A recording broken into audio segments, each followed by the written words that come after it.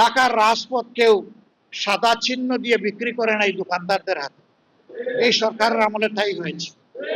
লজ্জা, রাজনৈতিক পরিচয় হয়েছে, রাজনৈতিক কুটির জুড়ে হয়েছে। সারা দেশে চাঁদাবাজি বন্ধ করলে মানুষের জীবনে 1/3 শান্তি ফিরে আসবে।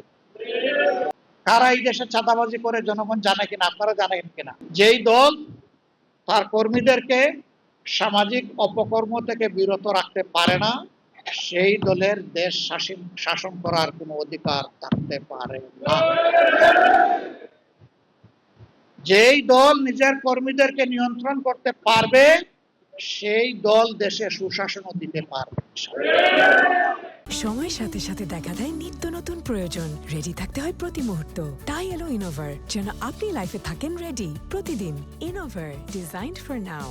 আমাদের একটা বাজেট দেওয়া হয়েছে, 50-60 আইটেমে কর কমায় দেওয়া হয়েছে। বাজারে কোনো নিত্য পণ্যের দাম কি 1 টাকা কমেছে? তাইলে কর কমানোর পরে কমে না কেন? কারণ সব জায়গায় সিন্ডিকেট। এই সিন্ডিকেট আবার রাজনৈতিক দলের সাথে সম্পৃক্ত। রাজনৈতিক আশ্রয় না পাইলে কোন সিন্ডিকেটের অস্তিত্ব জমিনের উপরে থাকবে না।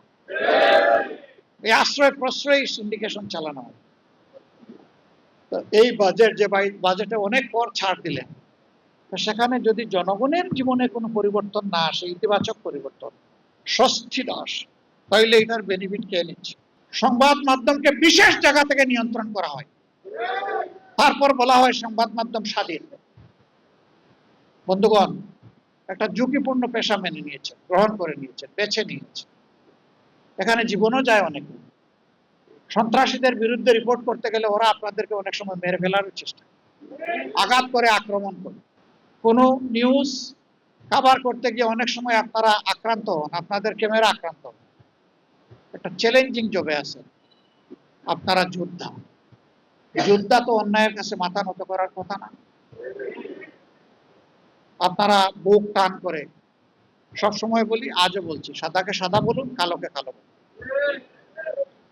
এই কালো যদি কিছু আমার মাঝে পান, আমাকেও ছাড়বেন না, ধরবেন, তাহলে সবাই সোজা হয়ে যাবে।